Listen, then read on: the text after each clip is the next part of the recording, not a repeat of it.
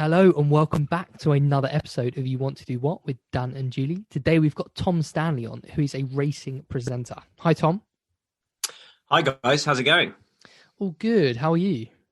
Yeah, very good, thank you. Very good. I've had a non-racing presenting day, which has been very nice. Just being a sort of normal, well, semi-normal family man, which has been good, and trying not to spend too much time on social media. Yes. Difficult nowadays. Yeah. Very difficult. Do you know, it is, isn't it? It is all encompassing. But sometimes I pretend that I'm doing something important work-wise on the phone, where really I'm just scrolling through Twitter. I had to delete that new TikTok thing because I was just getting stuck on it for hours. So my wife and I had to almost have a meeting about whether or not we went on it. That's where we've got to now, because Instagram and Twitter has. I use Twitter for work and Instagram for personal life, but they really do take over, and the just constant scrolling through. And then somebody made me aware of TikTok, and it was quite entertaining for a bit. And then we had our little debate over dinner, and thought, maybe we don't need another one in our lives. So I haven't gone there yet.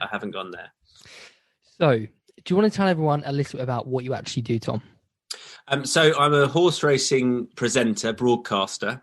So I spend my days really travelling either to horse race meetings or to our studio. I'm freelance, but I work predominantly for a company called Racing TV, who are a subscription horse racing channel. They're on Sky, Virgin Media, etc.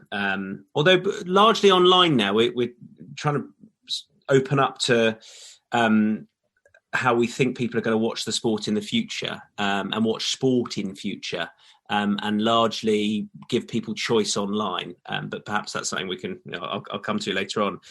But we have a studio at Ealing Studios. So quite often I'm the least important person walking through the barrier through there, as they've got sort of all sorts of actors and things in there, and then I'm wandering through my rucksack, and it's it's a hobby really. So I'm very lucky to say that work doesn't feel like work. Weekends are obviously busier than earlier on in the week, because sport tends to take place towards the weekend, and horse racing does, although I think there's only 3 days a year where there isn't actually any UK horse racing. Wow. But if you like horse racing, it's a great fun thing to do, and I thoroughly enjoy it. I'm not a commentator, so quite often people say, "Oh, do you commentate?" But that's very difficult, and I don't do that. I'm the person that sort of opens a show, waffles a bit, throws over to the commentators, commentate on a race, and then I pick up and analyse it. So for me personally, I don't know about you, Julie, but I don't know a ton about the world of horse racing. So was it something that you had always been interested in and you knew you wanted to go into, or is it something you've picked up? No, it was. So my dad was always into horse racing. It would be very different to me. So he has never placed a bet in his life. Naturally, horse racing all over the world, but mainly much more, I think, in this country than other jurisdictions, is intrinsically linked with the gambling industry. And I would say 70% of horse racing fans will like to have a bet as well, which is probably more so than say the more common sports that people will watch on the TV. Horse racing's before the global pandemic, horse racing is the second biggest attended sport in the UK. But as far as watching on TV, it won't demand the sort of audiences that football can demand. But I got involved really through him putting me in touch with it. But when I was a child, I used to find it thoroughly dull and boring, and I'd be sat there going, "Why are we watching these horses running around a field? This is rubbish." And then when I got to sort of my mid to late teens, and I started going racing, I was introduced to the gambling side. It became, for me, particularly interesting, and that really cemented my enthusiasm for the sport. It wasn't my sole interest, but I needed a way to find something to support, and that was through gambling. If I watch a football match, I have a team to support, but horse racing, I was interested from a betting angle as well as just a passion for the sport. I guess so. Where did the presenting come into it for you as well? So I never thought I'd work in horse racing. I had big plans to be an actor, and so, well, I say big plans. I had no big plans to be an actor. I just decided that's what I was going to do. And I went to a drama school and was just really the only person everywhere I went from university onto drama school. I was the only person that was interested in horse racing as well. And at the time, it was more than a casual interest in horse racing. I was regularly watching it. I decided that I was going to financially support myself through betting on horses, which didn't work. So for anyone listening think that's a good idea, it's probably not a good idea. But that is the truth. So that's what I tried to do. Not that it was a disaster. It just wasn't sustainable I wasn't making much as an actor, and nor was I through putting money on horses. So it came to a point where I hit my mid-20s and thought, when you're in your early 20s, and I was doing the odd acting job, which on the face of it was quite well paid, I was sort of quite smug, thinking, so I did an advert, for example, and it was pretty well paid, and then you think, I've just earned that for 5 days' work, great. And then when you get to your mid-20s and you haven't done another advert since, or got another job since, and then all of your friends who you graduated at the same time with, who did different degrees, start getting their internal promotions with their job, and reality hit me, and I thought, actually, I'm no better off than I was 5 years ago, and suddenly everyone else is talking about buying houses and those sorts of things. So it came to a point really in my mid to late 20s where I thought I need to make a change, and the combining the passion for horse racing and I suppose some element of performance, because I suppose that's what presenting is a little. It made sense to try and do that, and I was very lucky that it's all worked out to this point. Although, as a freelancer, who knows what's around the corner? We've spoken to a few presenters actually, and that's one of the most intriguing things about them, I think, is that they are able to take these two entities of their passions that can be totally different, but you mash them together and you get quite a good, brilliant job out of it, where you have these brilliant skills of being able to be an actor and present in front of a camera, as well as a passion for whatever you're doing, in your case, horses. And it works really well. Well, I think if you've got a passion for something, that is half the battle. I think you're found out if the passion isn't genuine, and if you're not yourself. So I think those are that I've definitely learned that to try and just accept how I come across, and hopefully that works. Because if you try and change that, it's very difficult. I'm to be honest, I'm a fan of all sports, but I think horse racing was, it made sense horse racing wise for me to pursue that, because it was the sport I was watching most at the time and most involved in, and also, there were fewer people like me trying to break into the horse racing broadcasting world as opposed to other sports. It was slightly less competitive because, for reasons I mentioned, horse racing wise, it's there weren't sort of many 25-year-olds living in Brixton thinking that I want to go and be a horse racing broadcaster, I suppose. So there was, do you know what I mean? There was less, it felt there was less competition to go down that route than to, try and battle to work in football or in another sport. So how did you start to go down that route of becoming a horse racing presenter? So there was a specific moment where I made the decision, which initially was really, it was tough, but I thought it might be tougher, because when you've set your sights on being an actor, or whatever you set your sights on doing initially, and you change tack, you are pretty much admitting failure to an extent. And I found that I wrestled with that for probably a year longer than I should have, and didn't cut those acting ties as soon as I should have, I don't think. But it's hard to do, because you're taking another risk in a way, going into a freelance, uncertain world. and you also still want to believe that you were right to choose one career path initially. I had a meeting with a casting director called Anne McNulty, who was at the time the casting director at the Donmar Warehouse in London, and it was on a Tuesday, and it was about 10 minutes before a horse race called the Supreme Novices Hurdle, which actually is the first race of the Cheltenham Festival, which is around the corner from when we're recording this anyway. And I'd had a fair wager on a horse in this race. So I thought, well, look, I'm going to watch the race and go into the meeting. The race went off late. The horse didn't win. I thought, this isn't... Well, now I'm not in the right frame of mind for one of the biggest auditions of my life. I don't really remember what happened in the room. And I walked out and I thought, what am I doing? This is ridiculous. What am I doing here? So that was the moment where I went, no, I'm going to change tack and I'm going to put all the eggs into the horse racing basket.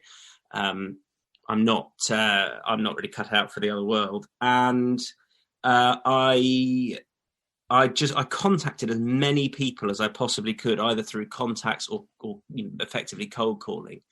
And I'm very conscious now. Actually, this morning I sat down with a guy that's finishing at college who wants to go into horse racing broadcasting. And that's really what happened with me. A guy called Nick Luck, who I made contact with. He was fantastic with his time, and at the time he was just getting a transition in his career, and he let me sort of shadow him a little bit, introduce me to the right people. It didn't happen overnight. It was a good sort of 2-year process of meeting people through him. But with his sort of okay behind me, it meant that the company I work for now were happy to have me along for a couple of weeks work experience, and then into a sort of junior presenter role, because it became apparent that I was comfortable enough in front of camera and half knew what I was talking about. So I'm very grateful to him and other people like him in the industry who gave me their time. And I'm also then conscious to anybody that approaches me now and says, I'd really like to do what you do. Could I have 30 minutes of your time? To always say yes to that. I think it's very important, because you never know who you're going to meet doing that. And for some people you might think, I don't know if this is right for you. There'll also be people who you think, in 20 years time, you'll probably be doing a bigger gig than me and I might be contacting you. So there you go. So, it's super interesting you say this, because anyone we've had on that sort of, gone into an industry that it's hard to break into, right? Presenting is a tough gig to get into. They've put themselves forward and they've gone and reached out to people.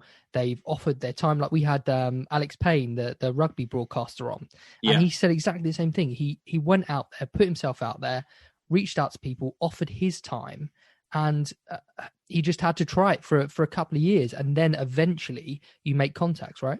Yeah, and for me, it was as much about timing as anything else. So when I first was having spent a lot of time, following Nick and a few other broadcasters or journalists, there was a chap from the BBC who let me shadow him for a little bit as well. And obviously, look, don't get me wrong, I didn't hear back from everyone. And I'd set up a website which I was putting my own content on, just so I had some sort of body of work behind me. But the fact that people were willing to, I think when you see people doing at first hand, not just on the TV or otherwise, when you're actually next to them, seeing them do what you want to do, that becomes quite inspiring. And the other thing is, I was sort of mid 20s at this point, probably 26, and I had moved out really of desperation, made that career move out. I think it's people only move or are willing to change tack or do things which look quite intimidating or scary, like write to somebody who you respect, because it's not easy to do. Well, I did it through desperation, because I thought I've got to do this now or it's not going to happen. And 3 or 4 years before that, I probably could have done it. I just didn't, because at that stage I wasn't desperate enough to do so, if that makes sense. I think that if you're a little bit earlier on in your life and you don't want to look silly, or you don't want to reach out to people, it's not easy to do, because you feel that you might not get back what you want. And I would encourage people to do that because you've got nothing to lose. But I appreciate it's not the easiest thing to do necessarily. I certainly didn't feel it was easy to do until I felt I absolutely had to. I think you make such a good point. Like, I'm 26 myself now, and if you'd asked me a couple of years ago, would you reach out to people? Would you do these things like even starting this podcast and then talking to people, we never met, about industries that we don't know about, and all things like that, just putting yourself out there. I think it gets less and less scary the older you get, because you're like, well, I don't really care what people think as much. Yeah. Don't you think? Definitely.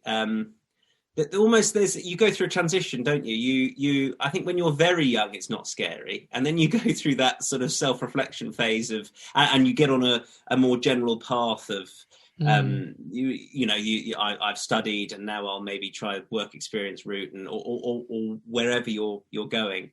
You're on a sort of that travelator of life, moving on from one stage to the next, and then when you start to see the end of that phase coming towards you, you think, oh my God, I've got to do something now. Exactly like you say, perhaps with this podcast, if you could have perhaps done it 4 or 5 years ago, but maybe you didn't because you weren't moved enough to at that point. I started a podcast which is not no longer going, but about 3 years ago, which I wish I'd done sooner at the time. But again, I don't really know why I didn't. It just didn't seem. I think I was genuinely scared of it failing or it not being any good. And then you hit a point where you go, well, who cares if it's not any good, because I've got to do something. That's it. So I think it's really, if I speak to people now who want to get into broadcasting, I had a chat with Claire Balding, the broadcaster, about probably about 5 or 6 years ago now, when I had a work at the company I work for, but on a very low level. I said, what else can I do to branch out? She said, generate your own content. There is, I don't know how you're recording this, but I'm sat here in a spare bedroom with a laptop on 2 bedside tables piled on top of each other, and a little lapel mic and some budget earphones. But hopefully you can hear me and I can hear you. So it works, right? And anybody has the technology at their disposal to podcast or to, really generate content, visual content. We could be recording this in Vision, and you can put that out on other mediums, and you have the ability now with everything that's available to generate your own content if you want to go into broadcasting. But it is a frightening thing to do, a really frightening thing to do, to put yourself out there, particularly when it's you producing the content. And I would still encourage people to do that. Don't purposefully make yourself look a fool, but I would encourage people to do that, because if you can generate your own body of work and it's something you're passionate about, people will respect that and they'll sit up and take note. And then when you do reach out to someone, it's not just a letter or an email, it's, oh, and by the way, take a look at this. And that gives you that little bit more, it gives something extra to anyone you're writing to. No, certainly. For yourself, you obviously have some experience in acting, but broadcasting and presenting is slightly different to that. How was it for you to actually learn and develop your skills, and how did you do that as a presenter? I don't really know.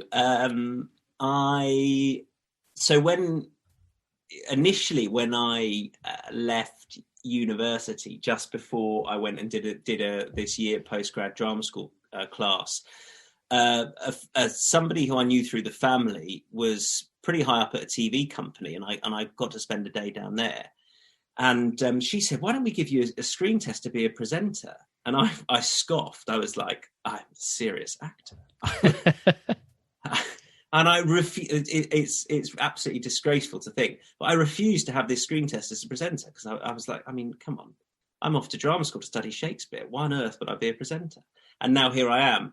And they are different. I think in a way I found the idea then of presenting, because you're yourself when you're presenting. There's at least acting, you can hide behind being someone else. Whereas when you're presenting, it's you, and if you cock up, and you can quite easily look silly. Most of what I do now is live, but I think drama school was genuinely a big help, because it just gives you a command of language. It helps you to learn things to like taking your time is huge, and drama school helped with that. So there was some crossover, but as far as broadcasting went, I mean, I still got things to learn. I know I do. There's still some things I watch back and I think, oh God, that's terrible. But I didn't do any sort of course in it. It just, I felt comfortable enough, I think, in front of a camera and speaking, because it's essentially a form of public speaking, that was a big hurdle which I think people have to overcome, which fortunately I had already got some ability to do that. So that felt pretty comfortable. And then it's just knowing your subject matter. That was the biggest thing for me, was making sure that I knew enough about the sport I was broadcasting about, because there's a difference between being a fan and actually knowing enough to present it. How did you get comfortable in front of a camera? Because anyone's thinking about going into broadcasting or whatever it be, like creating their own content. Like me personally, we talked about this quite a few times when Jules was on the podcast. When you turn, like we tried to do some TikToks. When I turn the camera on and face it round to me, I go like all clammy. I can't get my words out. I don't know. How do you begin to like normalize that? It's crazy, isn't it? It's funny so how weird. if we suddenly turn on the screen here and we would suddenly change the entire dynamic of this conversation would change. We would change how we're sitting, and then that would then affect how we speak. It's really funny to think that. And when I first was presenting in our studio, you have a big screen which has the program output on it, and it's quite a big old screen staring you in the face, and just before you come on air it'll switch to program, and you realize, oh my God, my face is about to be on that screen. Oh my, this is terrifying. And then somebody in your ear, the director will say cue, and there you are, and that's that moment of sort of start talking or freeze and die immediately on air and look like a fool. And now I'm completely used to it. But yeah, it's, I don't know how you do get used to it. Mm. It's the same sort of thing. I think I don't know if you guys get this, perhaps the first few pods you did when you first heard yourself back, you almost think, is that me? Do you find that you sound different? Almost. I don't know. I haven't listened to any of them back. I certainly did. And I cringed for weeks when I heard myself back, but now it sort of doesn't faze me. Yeah, I couldn't bring myself to do it. You do, right? You question, you're like, is that me? Do I really sound like that? Why am I speaking like that? But it does, in time it becomes more natural, I think. I don't know how you, without doing it, I don't know what, I guess you practice it. I think one of the big things is feeling grounded and even though you won't feel entirely calm, you need the audience to think that you're calm, because a bit like when they can smell your fear. Yeah, but they can, right? When you walk into, so if I walk into, I've got a Springer Spaniel, and if I walk into the room that he's in, and I'm excited because I get a lead because I'm going to go out for a walk, I've got a spring in my step, he picks up on that. Or if I walk in, he's very good at judging what sort of mood I'm in, and an audience will sort of fall into whatever mood you're in, I think, to an extent. So if you are feeling really nervous about a broadcast and you come in vision and you look terrified, then all of a sudden it's really awkward for the audience as well. They'll feel really on edge looking at you and think, he's not comfortable. But if you're comfortable in what you're doing, it puts everyone else at ease. So that's such a good point, actually. I've never thought of that. If you relax, then it makes the audience relax, right? Yeah, definitely. Yeah, the Springer Spaniel analogy was awful, really. But it's great dogs. I mean? Great dogs. Yeah, he's great. But I mean, the reality is he's excited no matter what happens. But they definitely, an audience will pick up on your energy, and therefore you want to seem in control, because if you're in control, everyone else feels so much calmer and then far less analytical about what you're doing. And actually a broadcast shouldn't be about you. It should be highlighting the sport, getting the best out of your pundit, which is what I think it's so important to do. And is it a bit of a case of fake the confidence till you make it? Just even if you're so nervous, just try and come off confident. Yeah, I think, yeah, definitely, because you know that old adage of some nerves are good, and they are, because Mm. equally you don't want to be so calm that you're boring and you're half asleep yourself. There has to be a, you know, you have to go on a journey throughout the whole, if you're doing a show, because there are moments where you need to come alive a little bit more, and then moments where you need to relax and be a bit calm. Um, and then something bad might happen, and those are the really tough moments, I think, that you have to deal with, because you then become really self-critical and self-analytical, because it's a high drama moment, be it an injury to a footballer, or if you were doing football broadcast, or in particular in what I do, reporting on the death of a horse, which can happen, unfortunately, in a broadcast. And that's very difficult to get the tone right, I think. But if you are worried about giving that news, or you're on edge about it, then that's a worse position to be in, because that just emits out through the screens to people who then also feel on edge and awkward about it. And then they're like, oh, he didn't do that very well. That was inconsiderate. And then you're on a hiding to nothing. So, what would be an average day for you as a sports presenter?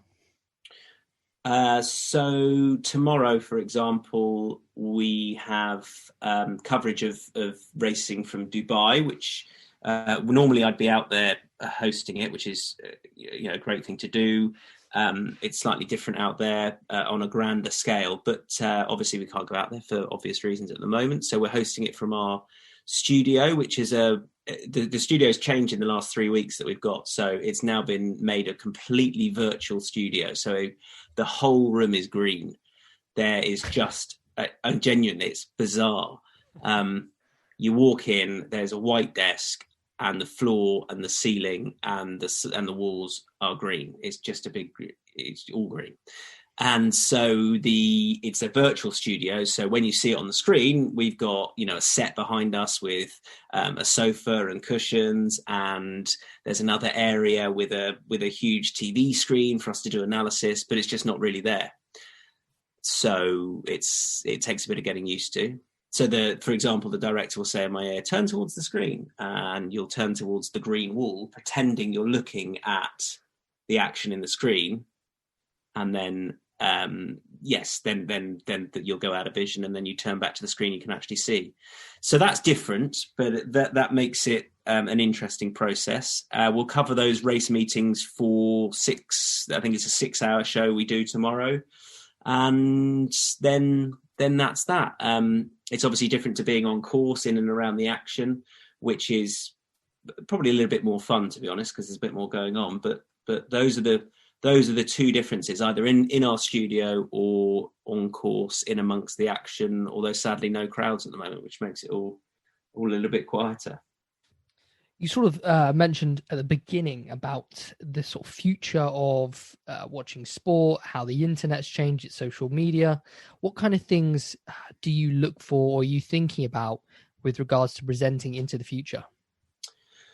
So I think the way we watch sport, we've already seen that changing compared to even 3 or 4 years ago. I think with companies like Amazon Prime would be a prime example for watching football, where you have the choice of what match you want to watch, as opposed to pre-pandemic, no 3:00 Saturday kickoffs on TV, and then you have your 5:30 kickoff you watch on TV, and you catch up with the rest on Match of the Day if that's how you want to do it. I think viewers of sport are less controlled, but less constrained by time now. So, or everyone is, aside from the pandemic, because you might not be able to watch something because you're busy doing something, so you want to watch it later, and you can watch it later if you've recorded it, or you can watch it later on your phone, or things like that. So I think choice is changing everything, and the way that you can experience live sport. And that's what we're trying to do now at the company I work for, whereby every race meeting we will put out a feed from that meeting. What is going out on the channel is one succinct show, but otherwise you have the choice online or on your TV to select what you want to watch from a particular race meeting. And I do think that is how sport is going to be viewed in the future. I think it's almost like when you go abroad and you want to watch a football match, you're happy because you can watch whichever football match you want, but just the rights in the UK mean that you can't. But I think choice is what the viewer is going to want going forward, and we need to be conscious of that. Now, hopefully that means a lot more jobs for sports presenters, because rather than showing one match, they've got to show all 10. But I don't know if it will translate to that in the future. But you might I think just have to cover 10. Yeah, well, exactly, yeah. But I think watching live action, the choice of what live action you want because of technology is how it should be. I think that's how BT Sport do it now as well. When they had the FA Cup matches, you could choose which of the matches you wanted. There was a broadcast from each of those matches, and you could choose which one you wanted. And I think that's how things are moving now in the future. You know, county cricket, you can go online and you can, on Twitter, you can watch ball by ball coverage of the county cricket if it's your county playing, which is amazing, really. But I think that's the way we're all moving, which is, you know, it's exciting. It means a lot more choice at your fingertips. Yeah, certainly. It'll probably be the bigger sports, though, that decide not to do that and still keep people from watching what they want to watch. But yeah, exactly. And then charging extra for sort of pay-per-view and things like that, which is part and parcel of it. So what would be some personality traits that you've seen yourself and maybe some colleagues around you that you think has really helped you get to where you are within this industry? I think one thing I haven't touched upon is interviews. So obviously that's part of a live broadcast, or that's also something that you go and do a recorded interview sometimes, and a longer piece, a sit down interview. And I think that is where your people skills really come across. And fortunately, that's something I always felt quite comfortable with. So as simple as sort of, walking into a room and feeling comfortable talking to anyone. Now, that isn't to say that people who aren't comfortable doing that can't be broadcasters or can't interview. You can have some, quite introvert people who are still very good interviewers, but you've got to feel comfortable in other people's presence. And I've had anxiety battles of late for whatever reason, but I've still always been comfortable, I think, in other people's company. I think I feel secure by that. And if you're going to sit down and do an interview, any awkwardness isn't going to help the interview at all. You need to make that person feel at ease, and therefore you need to feel at ease in order to do that. And I think the other thing is there has to be a level of confidence in your life if you're going to stand up and present and host a show, because that otherwise the doubt it won't serve you well at all. You'll go into your shell, and that won't make for a good sports broadcaster or a good broadcaster at all. So you've got to have that level of confidence. I'm not sure if you can fake it necessarily on that. If it's not there at all, I think it's probably very difficult to fake. But then confidence comes with feeling like you're knowing what you're doing, and then there is training to help you with that. What would be some of the biggest positives or opportunities you've had out of this career so far? That's a good question. I think traveling, that's been a real positive. So getting to go to America and to Dubai. I've recently hosted from the Saudi Cup in Saudi Arabia, which is quite divisive for obvious reasons. But I love the sport and therefore went out there supporting the sport and enjoyed my time out there greatly. So I think that's been huge, is the ability to not just do it within the UK, but to travel and see places.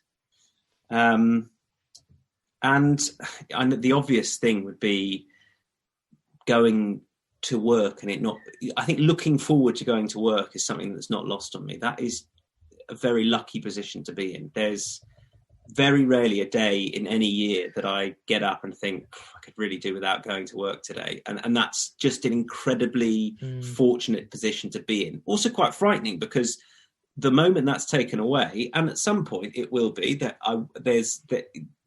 I can't do this forever, but for lots of different reasons, it just won't work out like that. And I'm conscious of, hopefully it's a long way off, but what the where the transition will be into, not having a sort of 5-day a week presenting from racecourses or a studio job. But with loving what you're doing comes fear that it'll be taken away. But I'd rather have it. I'm very fortunate that I look forward to going to work. And on the flip side of that, what would be some of the negatives of this industry that you've found? Well, I have a relatively small online profile, and I'm sure a few people say this, where if you ask this question to them about being held accountable on social media, but that is something that takes a bit of getting used to. And I have no idea how people with a large following. So, for example, it's terrible, I've forgotten her name, but after the England-Wales match, Jill Douglas? Yes, exactly. Yeah. Jill Douglas. She conducted a couple of interviews, and the level of abuse she received was, I think, I think the thing is, it was so unexpected for her. So when you do something which is palpably wrong, you might open up Twitter with half an eye thinking, oh, this is going to be bad. But for her, I don't think she thought for any second that she was going to receive abuse. And then she had an absolute mountain of it coming her way. And that's really hard to deal with, I can imagine, for her. I mean, I might get, a few comments every now and again, which are a bit needly or very critical or just plain unnecessary. But and I find that difficult enough to deal with. But if you're getting it on that sort of level, I think that you need a thick skin to be able to deal with that. And it does get thicker over time. You start realising it's probably not worth responding to these people. Or you go down the James Blunt route and just take the mick back. We've talked about James Blunt about this a couple of times on here. He is brilliant with them, isn't he? He's tremendous. He absolutely roasts them. Exactly. And you got to be confident to do that. But also he's perhaps in a position where he can throw those stones back. Yeah, I think ignore is just that. Genuinely, if you ignore it doesn't, and don't go looking for it either. No, I think we've had loads of people talk about this, right? Because lots of people we have are in the public eye, and they all sort of come to realization at some point that the people that are actually taking the time to leave negative comments maybe aren't as happy in their own lives, and they're just looking for an outlet, or because like most normal people really don't go out there to be negative to people, do they? Exactly, and the people that do it they enjoy doing it, and you're very rarely going to change their mind, and there's really no need to. And the other thing is, I think, what do you really? So what I would worry about, for example, isn't necessarily somebody writing me an abusive comment and me seeing it. I think my main concern was more other people seeing that comment, and therefore that becoming emblematic of the public opinion about me. Does somebody else read that and think, oh, that person's right, he is a so-and-so, or he did ask a rubbish question here, or he got this wrong. Whereas, ultimately it's only through you responding to it that it then gets any traction. So if you are at it in something and you read it, then you just let it pass you by and don't respond to it unless, as you say, you're feeling particularly clever and comfortable in doing so, because there's just no need. Then it's out there, and then it becomes more of a thing. Even if it's really hurtful, go get some fresh air, and it won't be so hurtful through with time passing. But that's easier said than done. I think some people really get your back up, and you want to write back and be really you want to write something clever back, but there's often very little point. I was listening to Joe Rogan's podcast earlier with he's done a couple with Kevin Hart, and they talk about this because obviously Kevin Hart is a massive superstar, and he deals with this all the time. Yeah. And he said that the thing that helped him was remembering that just because loads of people have left negative stuff, that's not the public opinion. That's just because, as you get bigger, more and more people see you, more and more people feel the need to leave those messages, but that doesn't mean it represents what people think of you. No, absolutely. And it's much easier for people to leave a negative comment than a positive one. I think that's human nature to an extent, is if you're doing your job well, you're kind of just doing your job, and therefore people don't need to need to comment on it, unless it's excellent, or you've clearly gone out of your way, or you put something impassioned out yourself that you want to generate a response from. But if you slip up, people are quite quick to point it out to you, because, or if you say something which maybe someone doesn't agree with, they're more likely to respond than if they agree with you, because that's human nature. If we're sitting around the table in a pub and I say something you agree with, you might just say, yeah. But if I say something you don't agree with, you'll say no, because, and then, and that's debate and conversation. And that's why I think people are quicker to point out whether they think you're wrong than something you've done right. So you're almost always going to get more. Maybe I just get more negativity, but I think, and also you react different to the negativity. You do. You know, you might glaze over a nice comment, and then you read one bad one, and you think, "Oh, that's stuck in my head. I'm going to go to bed thinking about that tonight." I had somebody write. So I wrote something on social media the other day that was critical, and somebody wrote back and said, "Talking of morals, I don't know how high your horse is, but can you see Saudi Arabia from there?" And I thought, that's a beautifully crafted tweet. Some of them are quite funny, to be and I thought, I'm very close to liking that, because that's just, for all I could have a debate as to why that's completely irrelevant, and that's some next level whataboutery. It's well crafted, and I left it. I left it exactly. I left it. At this point, we usually talk about sort of, salary expectations within the industry, what people can, and we go away and look at data basically and see if you agree with it. So for starting positions within the world of broadcasting, obviously it's completely dependent because it's freelance a lot of the time. Yeah. You're maybe looking at £20,000, maybe. But then on from there, it's completely dependent upon the industry, the type of sport you're in or whatever you're in. Are we right in saying that? Massively. I don't even know how you'd equate, how you would get a sort of average. I think the average would be it'd be such a volatile average. I just don't know. It's exactly that. There are so many different factors which can decide how much you earn, except probably the starting level. That's probably pretty consistent, but it can go up pretty sharply after that. And then equally the other side of the mountain fall down pretty quickly as well. So what would be something that you never expected to be part of your day-to-day in this job going into it? I would say, actually, one thing I was just going to come back to on earnings, just in anything anyone's interested. Yeah. There is, rather than salary, I think that day rate is for a freelance broadcaster. That's it. So you will set your day rate at a level that you feel, or that probably compare yourself to other people, and that is how you will operate around. And then you want to obviously pick up as many days as possible. And then when you get, if you do get to a certain level, then there are other associations and ambassador roles that come with that then can hike up how much you earn. So if you're a well-known racing presenter, you can have bookmaker deals or other things like that. Or if you're in football or rugby, you might have equipment deals or equally bookmaker deals or whatever. So they can then pump up the salary and you take advantage of those when you get them. But from a freelance level anyway, I think you operate around a day rate that you charge yourself out at, and you hope that you get as many days as possible. Sorry, I thought I'd just tie that up. No, Julie jumped the gun. Go on, Julie, ask your question.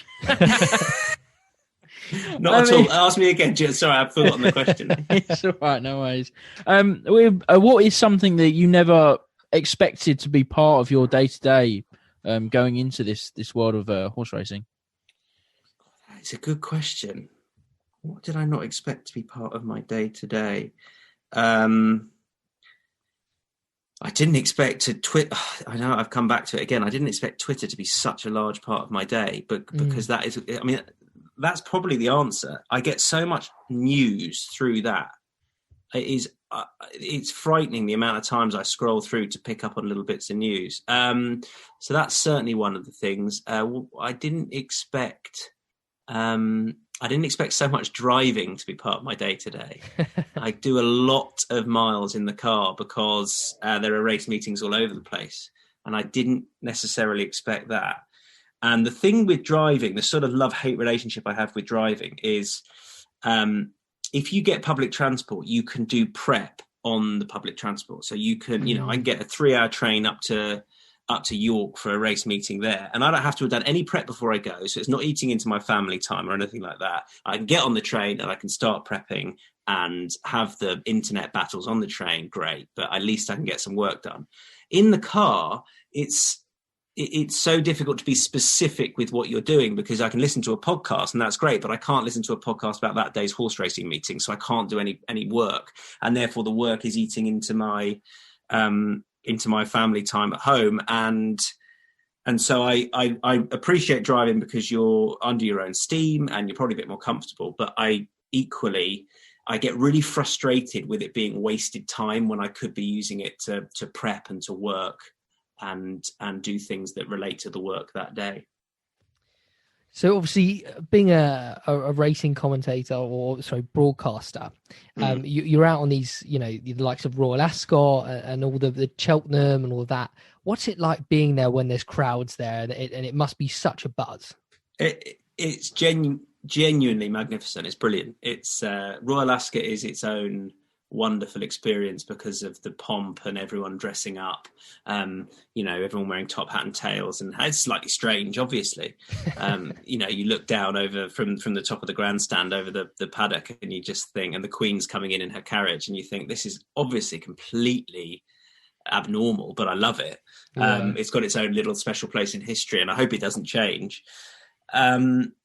Cheltenham has its own very different dress code, but it's got people who love horse racing. The winter season is all geared around that festival, really, and it is a real festival feel. It's absolutely brilliant. The start of the festival, when there are crowds there, this Supreme Novices Hurdle, which I mentioned back at the Dunbar Warehouse, it has this roar which greets it. So the commentator will say they're coming out onto the track, and 70,000 people will just do this guttural roar, which is just magnificent. It's really hairs on the back of your neck stuff.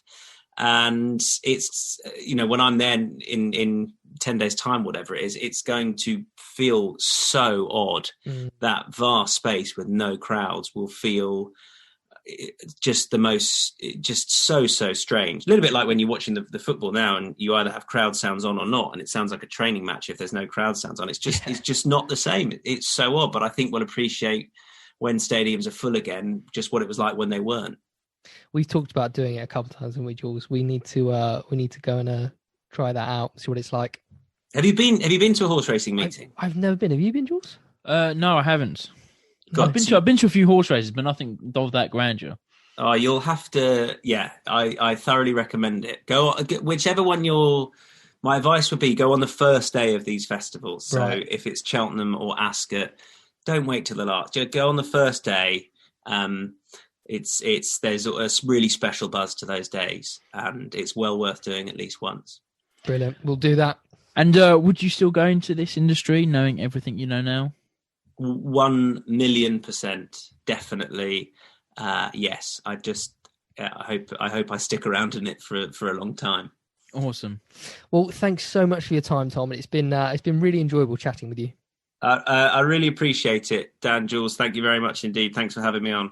And where can people find you on social media to follow all the latest horse racing tips? Yeah, exactly. To give me some abuse about going to Saudi Arabia. You can go to @_ Tom Stanley _ on Twitter. And I have no idea what my Instagram is, but if you want lots of me taking the mick out my Springer Spaniel, then it's well worth it. We'll be sure to tag you. Brilliant. Thanks, Tom. Brilliant. Magic. Thank you. Thanks, guys. Cheers. Bye-bye.